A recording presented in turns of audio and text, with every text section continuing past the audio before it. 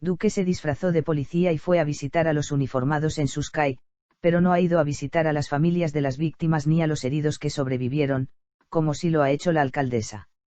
Al presidente Duque lo hicieron disfrazar de policía, pero parece que no le hicieron el favor de mostrarle ni un vídeo de los cientos que captaron la brutalidad policial y en los que además se ve a muchos policías disparando a diestra y siniestra contra civiles desarmados. A lo mejor si se los hubieran mostrado no se habría vestido de policía sino de presidente, y no estaría negando lo innegable. Para comenzar, el presidente y su arrogante ministro de Defensa niegan que la muerte, o mejor, el asesinato a manos de unos policías de Javier Ordóñez, sea un síntoma de una crisis profunda de la institución que ha permitido el abuso policial. Por el contrario, en todas sus declaraciones nos han hecho saber que este episodio, como le llama el presidente al asesinato de Javier Ordóñez, es un hecho que si bien hay que repudiar el propio ministro de Defensa, Carlos Holmes Trujillo, le pidió perdón a los familiares de Ordóñez, de ninguna manera puede ser utilizado para estigmatizar a toda la institución. Sin embargo, los hechos y los vídeos, que no mienten, indican que el presidente y su ministro nos están mintiendo con esta repetida tesis de las manzanas podridas. Destétese, Iván. Lo más grave del vídeo, en el que se ve a varios policías sometiendo a golpes a Ordóñez en un claro uso desmedido de la fuerza, no es la sevicia con que lo hacen, sino la tranquilidad con que le dan la muenda a Ordóñez pese a que saben que los están grabando. No se inmutaron ni un ápice. Y no lo hicieron porque sabían que no les iba a pasar nada y que su crimen iba a quedar cobijado por la impunidad que siempre los ha amparado. Si esto no refleja la crisis profunda que padece la policía y la urgencia de abrirle paso a una reforma, entonces es que toda esta polarización nos ha vuelto tan imbéciles que ni siquiera somos capaces de reaccionar sin que nos manipulen. Prueba de que los policías se sienten protegidos por la impunidad es que 2 de los agentes que participaron en la matanza de Ordóñez habían sido ya denunciados por abuso policial, pero las investigaciones estaban dormidas. Según fuentes obtenidas por esta columna, de los 140 casos de denuncias por abuso policial en lo que va de este año, solo hay 38 investigaciones abiertas. Es decir, los policías que actuaron como asesinos y mataron a Ordóñez lo hicieron a sabiendas de que la institución no les iba a pedir cuentas. ¡Qué horror! También resultó indigna la primera reacción que tuvo la policía una vez empezó la protesta por la muerte de Ordóñez porque quiso encubrir lo que había sucedido, lo cual refleja una opacidad en las cadenas de mando que asusta. El señor se había sentido mal en el CAI y lo llevamos al hospital, reza la primera declaración que hizo a los medios un coronel de la Policía Metropolitana con una tranquilidad pasmosa, como si la muerte de Ordóñez no hubiera sido producto de los golpes que le infringieron sino de un fortuito problema de salud.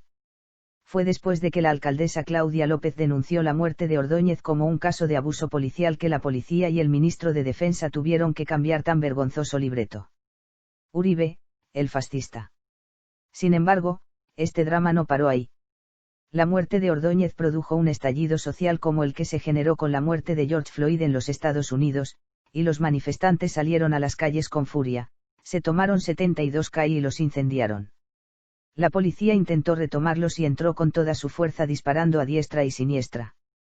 ¿Quién dio la orden de esa retoma? No se sabe. Solo se ha podido constatar que la alcaldesa nunca la dio y que desde el puesto de mando unificado de la alcaldía tampoco salió.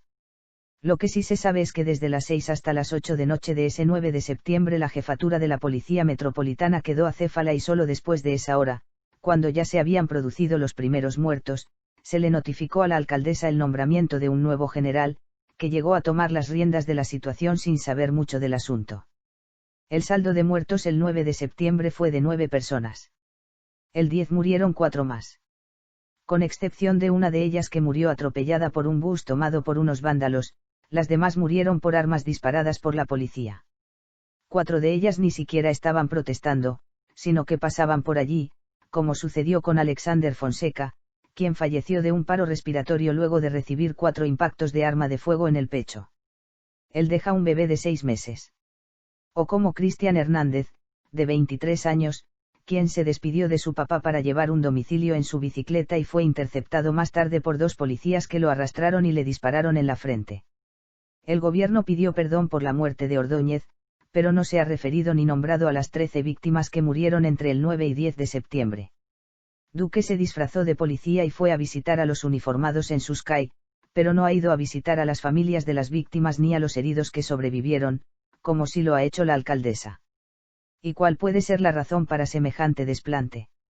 Pues solo hay una, la de que el gobierno se ha inventado la tesis de que estas protestas que terminaron con las tomas de los CAI fueron orquestadas por el ELN y por las disidencias de las FARC en cumplimiento de un plan que venían preparando desde semanas antes. Si esta tesis es cierta, significa que la policía sabía que este plan estaba en marcha y que no lo pudieron detener. Tan mal estamos también en ese frente. ¿Y cómo se explica que haya habido tantas víctimas que pasaban por ahí que no estaban protestando? El Haro, Mancuso y Uribe. La tesis de graduar a los cerca de 4.000 jóvenes que salieron a protestar a las calles luego de la muerte de Ordóñez como milicianos es tan descabellada que no resiste ningún reporte de inteligencia. Pero claro, siempre es más fácil echarle la culpa a las nuevas FARC que buscar las causas que motivaron el estallido social del miércoles porque el gobierno terminaría crucificado. Es más fácil inventarse la tesis de que estos jóvenes son desechables que responder sus preguntas sobre la falta de oportunidades, sobre la falta de libertades y de cómo sienten que el país se va devolviendo a una guerra que ellos pensaron ya no volvería.